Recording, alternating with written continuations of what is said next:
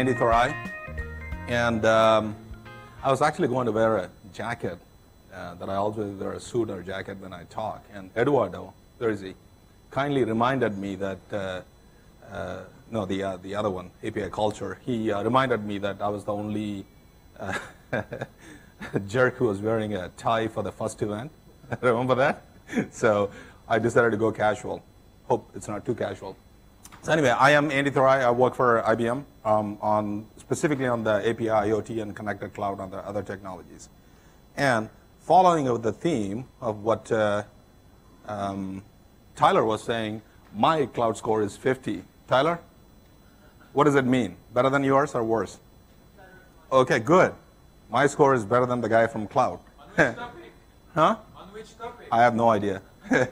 That's what cloud just told me. I just pulled it out. It said, you know, hey, your cloud score is 50. Great. So a long time ago, far, far away, right? Developers had no mojo. Just used to sit there, code it, and you're told what to do. You say, hey, go ahead, do this for me. All we used to do was eat, sleep, code.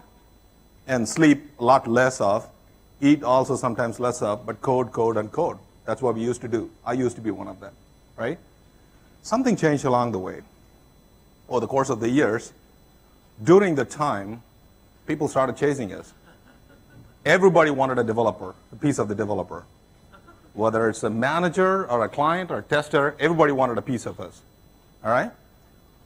And while this is all happening, developers became all of a sudden cool, groovy, right? And they even got some coolness into them, right? Unbelievable coolness. So why did this happen? Simply because we started building for the digital revolution. The digital revolution consists of your APIs, your IoTs, big data, all the other stuff that nobody knew nothing about, but we, us, the digital developers, knew everything about, right? So it's not about the back end anymore. It's not about the geeky stuff that we build on the back end, just that. We started building some cool stuff for the front-end users, the mobile apps, the interaction, the human interaction piece. In other words, it's not just about the system of records anymore. It's about the system of interaction, building something, not the green screens and those kind of things, but it's about building something what people can use. We started building that. When we started building that, we became cool all of a sudden. They were like, oh man, these guys can build this. That's great, right? So, which means we started moving to what we call it as an innovation first, or innovation model. And we were expected to build not just for the mobile devices, which is just a piece of the equation, but also for things like the other mobile devices, which are the Google Glass and the Microsoft glasses, or about even the gadgets that are coming out on a daily basis, or as it's called, Internet of Things, or the thermometers, or the home automation systems, or whatever else you have. So essentially what that means is the world, the digital world is expanding at a faster pace. And who's the glue? Who can make it happen? Us, the developers. Sorry to be, I don't identify myself as a developer, but I still think I'm partly developer, right?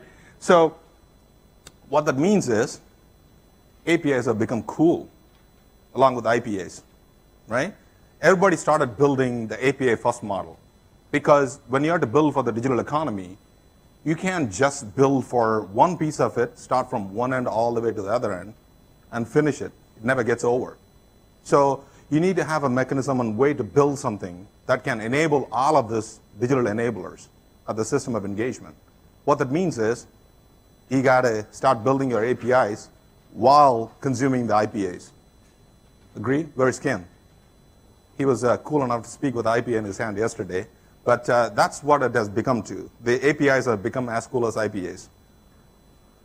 So going back to this digital economy, all these things, there's only portions of it, of course. The cloud, the mobile, the social, the big data, the Internet of Things, the analytics, the business intelligence, they all need to be part of your solution. What that means is that you can't just build everything by yourself. You need to compose things in the digital economy. So your development becomes more of a composable digital economy. So it's not just about I build everything that I can. It's about the fact that I build components that I want. I recently wrote a blog on LinkedIn that went on viral. It's about bringing your ideas to the digital economy. You don't build everything from end to end. You have an idea you want to bring to the world. So you go and search for the APIs. You get some of those components, the world's great ideas, which has been already built, and then you take your bright idea, combine them with that, and then publish it out. That's one of the reasons why APIs are so popular, right? So you're basically bringing a composable platform, composable economy to the world by bringing your digital ideas. So to that end, IBM introduces what I call it as a game-changing APIs. So it's not about just the platform anymore. We have a part of acquisition, part of development, part of original organic growth. We have a bunch of APIs on the platform that we help the digital developers to become that coolness, to have that coolness, right? So one of that is Alchemy API. The other one is IBM Watson. Other one is which I'll talk about, which is API Harmony.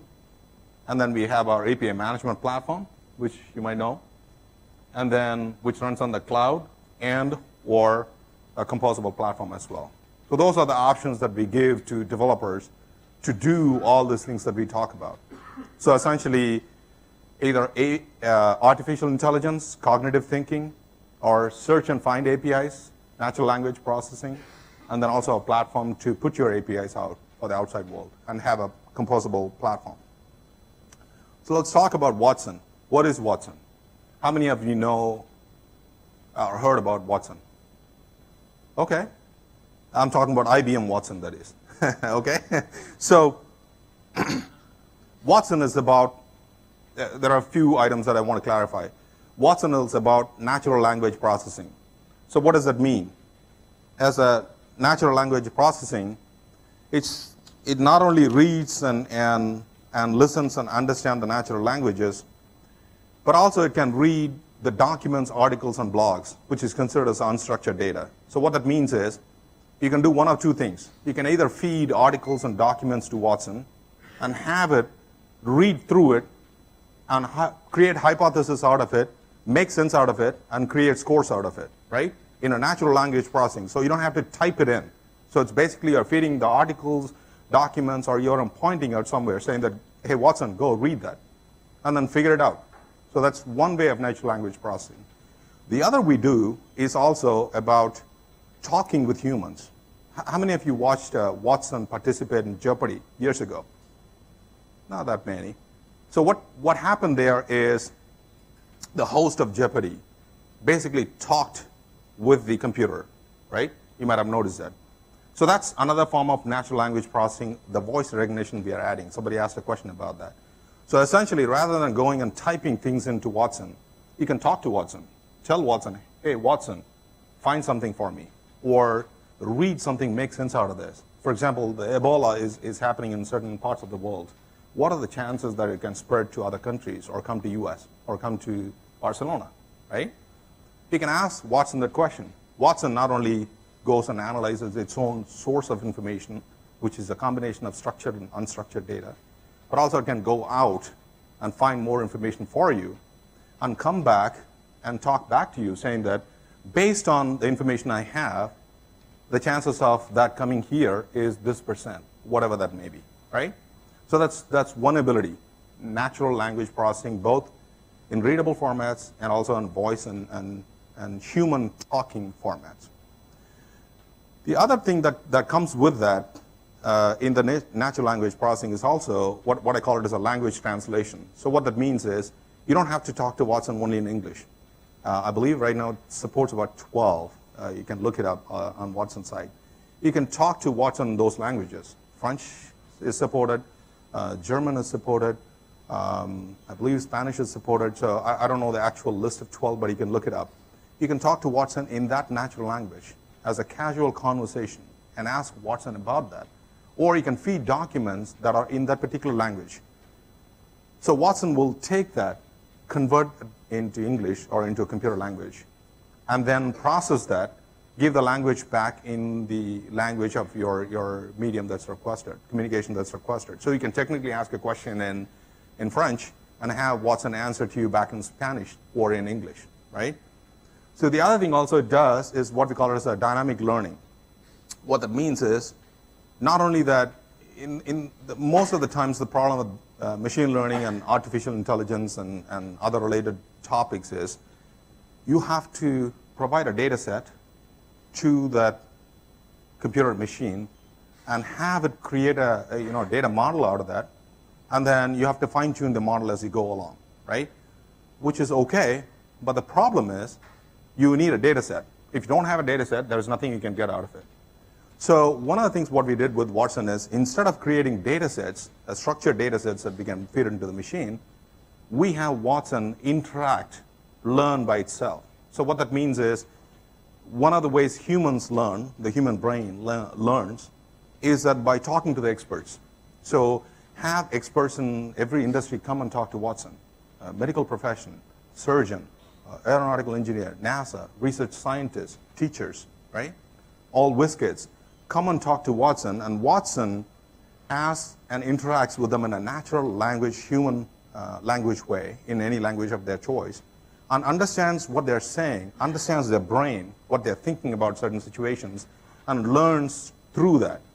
And then by learning that, it also becomes an expert, right? Which is totally different than, in other words, that's how humans learn. And we made Watson to learn that way, as opposed to read from documents. It's almost like Johnny Five. That's what Johnny Five learns, right? By talking with people and reading from books. So Watson is a version of Johnny Five. Not as cool looking though. And also it does a hypothesis. So that's really key. Most of the times when a machine learning system learns something, if you ask for something, it'll just give out an answer based on a prediction of what it has done in the past. That might be the answer. What Watson does differently is it not only creates a hypothesis, but also it scores what I call it as a confidence metric. So if I do something, if I have an answer, and I'll score a confidence metric in that. If you have watched the Jeopardy, for the ones who watched, if I'm a computer, if somebody asks a question, and mostly it goes by the clickers in Jeopardy, right? So computer would be the fastest, so it could actually click and answer everything it can. But that was not the case. It was remaining silent for some of the questions we didn't understand or thought not having enough answer. So what I'm trying to prove here is Watson not only understand what you're talking about, have answers for most of the stuff, but if it's not confident enough about the answer, it'll shut the hell up. Try doing that to Ken or myself. You ask anything, we'll answer, but Watson won't do it like that. When it doesn't understand a question or it's not confident about an answer, you can set the confidence scores, of course. You can say, Watson, give me the answer only if you're 80% confident or 70% confident, right? So when you ask the question, Watson can say, you know what, I'm not confident, so I'm not going to answer it. I'll tell you with my confidence score and what the answer is, but I'm not going to come out and say that I'm certainly confident about this answer. That's key, right? And the other thing is about, which I already mentioned, about processing information like human brain. Rather than, just doing by text and providing portions of speech and then making a correlation, it thinks, almost thinks like a human brain. So if you're asking for something, it says, you know what, I don't have that information. Let me go out and find that information by researching more or by talking to other experts and go and tell them, hey, in this case, if this were to happen, what can I do? If there's an emergency, if a storm comes in, what are the procedures to do a shelter? And then when an expert talks to that person, it learns from that, and then it becomes an expert in that field by doing that. And the advantage is, the problem with humans is, once you become an expert, we have all the information with us. So I'm an expert in a certain field, let's say. But that doesn't mean that other people become an expert. But with systems like Watson, the advantage is, once the Watson system becomes an expert, all the other Watson systems becomes equally expert, like an AI system. And then, this is another important piece. It's about the data discovery. Not only that, by saying things to it, saying that, hey, figure out, that's what I need to know, you don't have to give the data set. You can ask it to go and search for the data set. Either it can point it to a data set, or it can go outside and search for that, figure out, find the data, pull the data, and also clean the data. Quality of data is very important. I tell all my customers, if you put crap in, only crap will come out, right? So in order for you to get the pure logistical quality data decisions, predictions, you need to have a good quality data. So which means you need to analyze and pull and clean up the right data, right? So those are the things that's a part of Watson. When you say, I need here Watson, these are the things you get from Watson. Language identification, machine translation from one to another, and then also what's called a message resonance. That's actually a pretty cool feature, I think. You can train Watson to talk to me in a way that I want, right? For example, I'm not saying this should happen, but I could train Watson to say, instead of talking to me in a natural English structured language, it could also say things like, yo, what's up, man, how you doing, right? You could technically. So basically what Watson does is it learns the personal style of a person by interacting and talking with them. And then it says, you know what? That's that person's corresponding style. I'm going to talk with them in that. So it's not in a specific language, but also a dialogue and a meaningful way that you will like, right? And things like you can make it as a question and answer. So it's not like, oh, you know, type something and it'll do. You can ask Watson a question. Hey, Watson, what does this mean? Watson will find an answer for you. And those are other things you can read, but that's the main items I want to cover. So that's Watson, right? Any questions on Watson?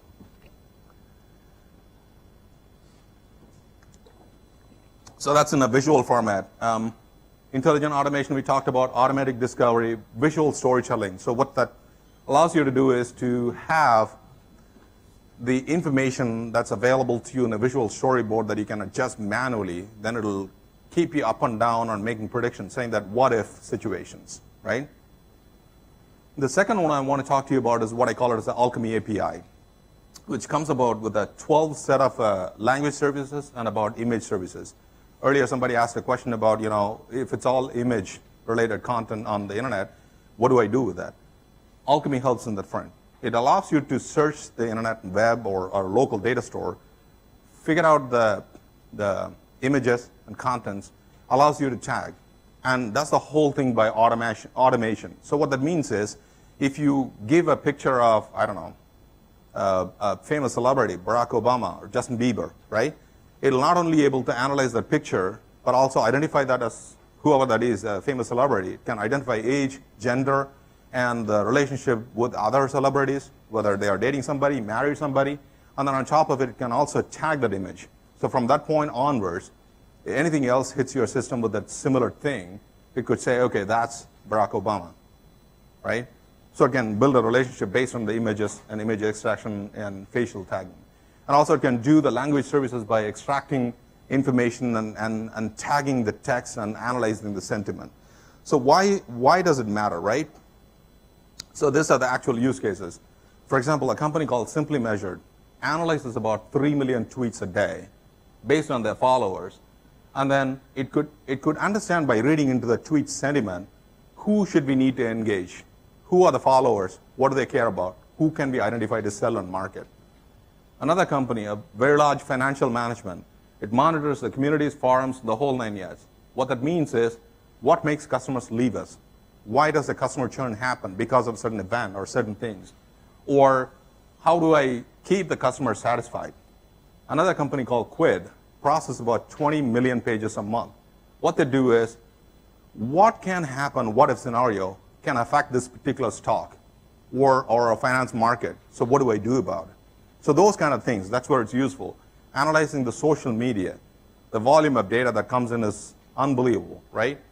You need to figure out a way to extract information out of that and do processing with that and make certain knowledgeable decisions out of that. And then there's another concept called API harmony we have, which we claim as the largest public collection of APIs and or private store of APIs. So what ultimately, when it's available and delivered to you, it's in a concept base now. It's in a beta version. So if you search for it, you can go and search for the list of APIs, whether it's a popular, recommended, or that you specifically want, called payment APIs. You find the specific APIs. These are the list of payment APIs that are available for you to use, right? It based on what others have used, or the tags that's been used, or the specific similar applications based on what you're trying to build, these are the APIs that were used in it. So you can take that and then say, okay, I want that particular API, city wallet, payments, whatever that may be, for my application I'm building. After you choose that, you could also say, you know what, in addition to that, I want to enhance my application by building other APIs on top of it as well. Things such as Yelp, because I'm building a recommendation application. So Yelp will be good. A restaurant application, rather. Yelp will be good. Google Maps for location will be good. And maybe US Farmers Market Directory will be good. And just recommendations, right? So what that means is, you don't have to worry about which API I need to worry about to build it. Based on what your theme is, what your idea is, what is it you want to do, we'll make certain recommendations. Not that you have to use all of it, or stop with that, or use just that. You could use anything else you want, API on top, but this is recommendations based on what we think you're doing, and these are the ones people have used in the past, or you could use to make your application better by knowing what you're trying to do. That's another concept we are working on. So essentially, it allows you to search. I call it as an API matchmaker, right? So it allows you to find that set of perfect APIs that you can build your application with. And then lastly, the platform. So we obviously have a API management platform. How many of you know IBM has an API management platform? One? Seriously? Fine. Okay. All right, I can live with that. Which allows you to create, socialize, manage, publish, and secure the APIs in a nutshell, right? So I don't think we'll have time to go through that in detail, but essentially, it allows you to create, assemble, and version APIs, and allows you to publish with the developed communities.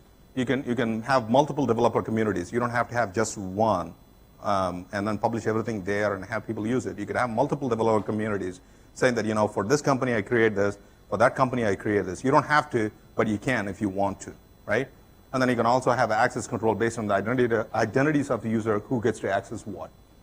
And then we also, of course, provide the API gateway, which allows you to secure, control, govern, and scale the APIs. Especially the trafficking could be a problem if your API becomes very popular. And then we also allow you to analyze, monitor, and even monetize the use of APIs. I mean, you can put all great APIs and have a platform, but if you're not able to look into that on who's using the API, what purpose they are using it for, how can I monetize, it's not going to be of much use. The other thing I want to mention that is that our API management platform is not just a platform running in one place. It runs on multiple possibilities. You can have a cloud version if you want, as a SaaS version. You could also run it on Bluemix, which is the PaaS platform, PaaS platform, that you could have it run as a microservice. And you could have that APIs running in there, pick it up, and then deploy it in Bluemix itself. And then you can compose microservices to build that. That was my theme on write-up about innovating for digital economy. So you can have multiple APIs running and microservices running in. You can discover them in our API management platform, combined to build a solution in a matter of days. I actually gave a specific use case example about an IoT application, how the company wanted to build it. And in a matter of days, they were able to pick and choose an IoT cognitive application, IoT analytics, and a few other APIs, built an application ready for production, enterprise grade ready, right? Got so excited? And then finally, you also have an on-prem version that if you want to run in your own data center, the combination is possible as well. So essentially what we are helping the companies do is, it's not just about enterprise IT anymore. It's about building a mixed IT model, creating APIs out of that, publish it, manage it, secure it, simplistically put. But it's not just about building for one particular channel, because the channels are increasing on an unbelievable basis. So we need to support, regardless of what the newer channel is going to be. Yesterday it was mobile, today it's IoT, who knows what it's going to be tomorrow, right? So whatever it is, you be ready for it, right? You have a composable economy or composable platform, composable technology that'll help you do that in a matter of days or minutes. So to that end, we also provide composable APIs that are readily available to you, right? Whether it's public or private or partner. So we help companies bring digital ideas to life faster, whether it's API management platform, Alchemy, Harmony, or Watson, they all live in harmony. Get that? So essentially, we are allowing you to build a composable platform. That's what it is. An apple a day. When Apple decided to, how many of you know Apple have started to put out enterprise applications? So Apple was in the social space, building social apps. They decided to go the enterprise route. They said, okay, we need to build enterprise APIs for companies in specific verticals, transport, energy, whatever. And then they were looking at a platform. They finally, after doing a long deliberation, they decided IBM is the platform that they want to use. Apple, to build the enterprise apps for iOS devices, runs on our platform, right? Both the mobile platform as well as API management platform. That's it. I think I'm right on time.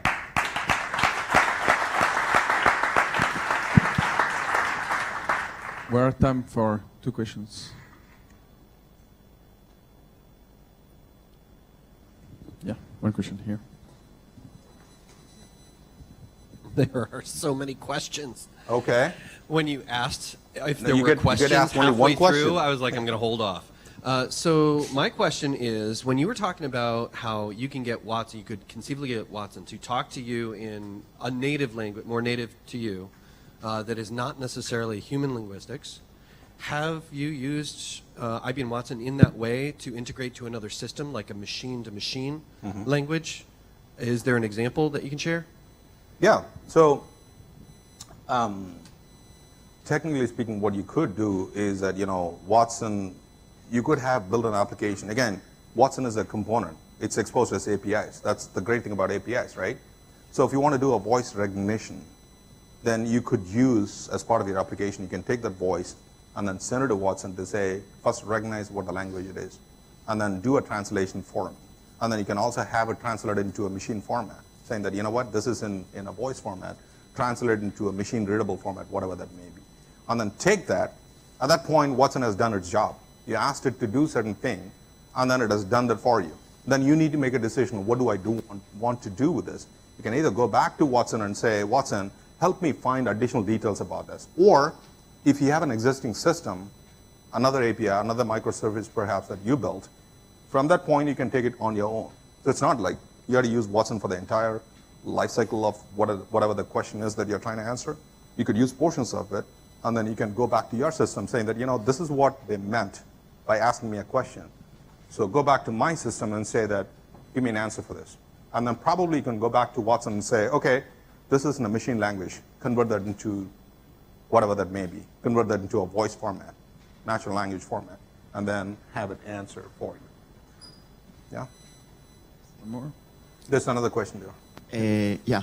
You said that you can deploy on-premise in your own servers your solution. The API management solution. Of what part of the solution? Because I understand that the tons of data that you use to train Watson can be migrated to a locally deployed a local deployment. So what are we losing if we deploy on-premise instead of cloud? Right. So when I was talking about on-premise implementation, I was talking about the API management platform, which allows you to host APIs, the API dashboard and the API policy management and the API finder and stuff. But the Watson cloud it's cloud in itself, right? So if you want specific details about that, we can talk. I can tell you the options, and we can go from there. I can even put in touch with the right people. So. And I've read that Watson try now on doctor diagnostics, Yep. really focusing on identifying better non-doctors, or not better, but to augment doctor diagnosis. Yeah, so that's one of the cool applications that they built. I've actually got a privilege to see some of the portions of it. So one of the issues what doctors have now is that when some patient comes in, they are going with what they see. I mean, they are pressed, especially in the US, doctors are pressed for time. They get to spend only this much time with a patient. So if a person comes in with a specific symptoms, they're going to look at it and say that, okay, let me go with a standard set of questions, and if I've seen this commonly happening around this area, there's a flu, you go with the flu-like symptoms, and they're going to ask you, okay, how long you've had the blah and all that, and then they give you treatment for that. But what they might miss is based on certain symptoms, they forget to ask you, have you traveled to Africa in the last 3 weeks? Which means there's a possibility you might have Ebola. I'm not saying they will, that they might miss. So there are this deeper understanding things that they need to do based on the symptoms. They just press for time not to do that. And that's how Watson, by talking to the experts, talking to the doctors, that it understands what need to be done. By looking at the actual symptoms that's being given to that, it has, you know what, there's a 70 to 80% probable match that this could be Ebola. Hey doctor, can you ask the patient? It doesn't even have to be in person, right? Most of the doctors actually have an app through iPad that they can communicate with Watson in a natural language when they are checking a patient, saying that, hey Watson, this guy has this thing swollen, or he has the symptoms. Watson can answer back saying that, hey, you have an 80% match for Ebola. Can you ask the guy if he had been to Ebola-related country in the past? I'm not saying that's the specific answer, but I'm saying that, doing sort of like a deep thinking, out-of-the-box thinking, which otherwise doctors might forget. So it becomes an assistant to a doctor in the office. Thank you very much. There's a one question more over there. So this question is about API harmony. How are APIs added to this directory? Is it a manual process or automatic or semi-automatic?